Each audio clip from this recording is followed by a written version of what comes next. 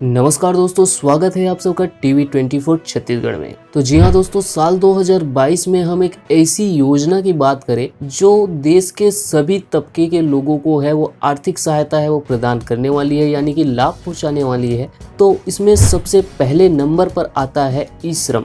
तो ई श्रम के अंतर्गत देश के सभी राज्यों के हर एक क्षेत्र पर कार्य करने वाले लोगों को, यानी कि असंगठित क्षेत्र में कार्य करने वाले हर एक लोगों को इस योजना से है वो आर्थिक लाभ केंद्र सरकार के द्वारा डायरेक्ट लाभान्वित होंगे। तो ई श्रम कार्ड को लेकर के पूरे भारत में एक अलग ही हवा है वो चल रही है और हर कोई इस योजना से जुड़ना चाह रहा है।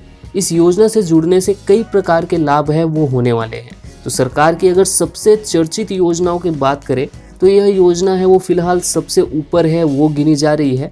और इस योजना के लिए उत्साह और लोगों में रुचि है वो इस कदर है कि अभी तक करोड़ों लोग इस योजना के लिए रजिस्ट्रेशन करवा चुके हैं। आपको बता दें कि अब तक 15.5 करोड़ लोग इस योजना पे अपना रजिस्ट्रेशन है वो करा चुके हैं, जो कि अपने आप में एक बहुत बड़ा पैमाना है। अगर हम इस योजना के बारे में अगर सरल शब्दों में समझे तो यह योजना श्रमिकों के डिजिटलकरण से जुड़ी है और श्रमिकों को तमाम प्रकार की सुविधाएं हैं वो आसानी से पहुंचाने के लिए इस योजना को चलाया जा रहा है। श्रमिकों का मतलब ये नहीं कि आप किसी दूसरे के यहाँ काम करने जाते हैं। इसके अंतर्गत वे लोग शामिल हैं जो असंगठित क्षेत्र में काम करते हैं, यानी कि जैसे कि आप इलेक्ट्रीशियन है, बढ़ाई है, या आपका छोटा मोटा बिजनेस है, या आपका छोटा मोटा दुकान है।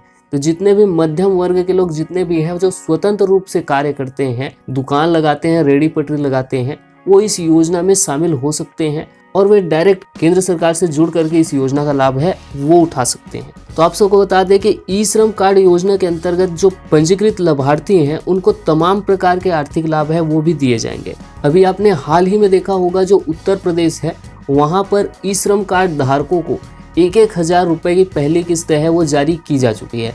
तो जल्द ही ये देश के सभी राज्यों के व्यक्तियों को मिलेगी जो ई श्रम कार्ड में अपना रजिस्ट्रेशन है वो कराए हैं।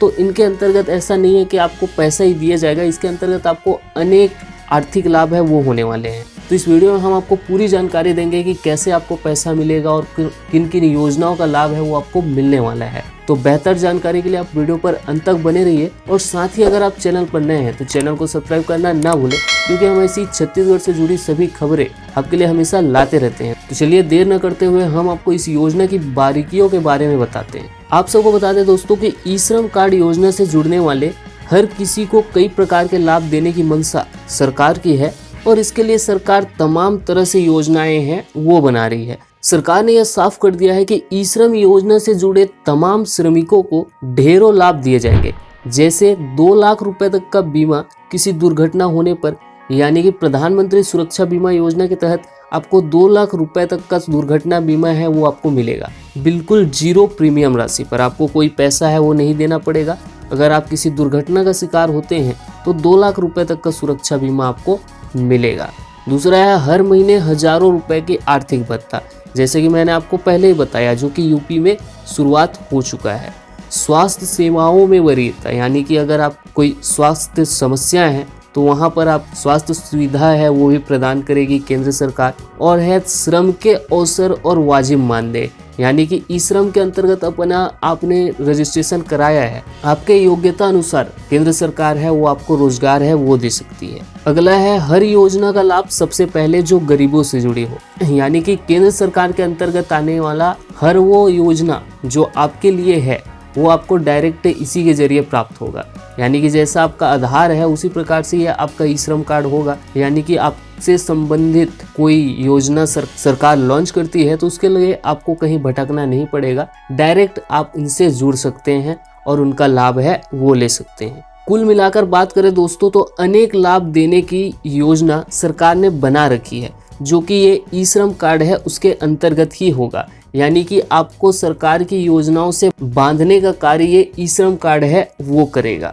आप सबको बता दें कि हाल ही में उत्तर प्रदेश के लगभग 1.5 करोड़ श्रमिकों को आर्थिक भत्ता उनके खातों में है वो ट्रांसफर किया जा चुका है। जैसा कि मैंने आपको पहले बताया कि 1,000 रुपए का भत्ता है वो उत्तर प्रदेश वाले श्रमिकों को जिन्होंने ई श्रम कार्ड के अंतर्गत अपना रजिस्ट्रेशन कराया था उनके खातों में है वो जारी हो चुका है। तो ये जल्द देश के समस्त श्रमिकों को और इस योजना के अंतर्गत रजिस्टर्ड सभी व्यक्तियों को इनका लाभ है वो जल्द सरकार है वो देने वाली है, जो कि इस वर्ष जारी किया जाएगा ऐसा संभव है। आगे प्रतीक्षा है कि सरकार जब ई श्रम कार्ड योजना में पंजीकृत लाभार्थियों के लिए फायदे के बाकी दरवाजे हैं वो इस योजना के अंतर्गत है वो ही खुलेंगे। चलिए आगे बढ़ते हैं और आपको बताते हैं कि एक बड़ी ही महत्वपूर्ण बात जो सामने आ रही है वो यह है कि 1000 रुपए आर्थिक भत्ता देने के साथ साथ केंद्र व राज्य सरकारें अब ई श्रम योजना के लाभार्थियों को 3000 रुपए का पेंशन देने का विचार कर रही है। जी हाँ, 1000 रुपए का भत्ता तो आपको मिलेगा ही साथ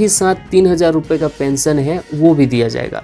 तो आपको बता दें कि यह पेंशन हर किसी को है वो नहीं दिया जाएगा। ऐसा नहीं कि आपने रजिस्ट्रेशन कराया तो आपको मिल जाएगा, ऐसा नहीं है। यह पेंशन खास रूप से उन्हें ही दी जाएगी जो कम से कम 50 वर्ष की उम्र है वो पूरी कर चुके हैं। फिलहाल कई चीजें हैं वो अभी तक स्पष्ट नहीं हो पाई है। संभव है कि यह उम्र 50 वर्ष से बदल करके 60 वर्ष है वो कर दी जाए। खैर फिलहाल इतनी ही जानकारी है कि पेंशन योजना को लेकर सरकार विचार कर रही है और 60 वर्ष से अधिक के लाभार्थियों को निश्चित रूप से 3000 रुपए की पेंशन है वो दी जाएगी। तो चलिए फिलहाल इस वीडियो में इतना ही दोस्तों। अपने अन्य मित्रों तक खबर है वो जरूर शेयर कीजिए ताकि उन्हें भी इस योजना के बारे में जानकारी हो और वो भी इस योजना से जुड़े। और साथ ही अगर आप चैनल पर नए हैं तो चैनल को सब्सक्राइब करना बिल्कुल ना भूले, क्योंकि हम ऐसी सरकारी योजना और छत्तीसगढ़ से जुड़ी सभी खबरें आपके लिए हमेशा लाते रहते हैं। तो चलिए मिलते हैं नए वीडियो के साथ, तब तक के लिए जय हिंद, जय भारत, जय छत्तीसगढ़।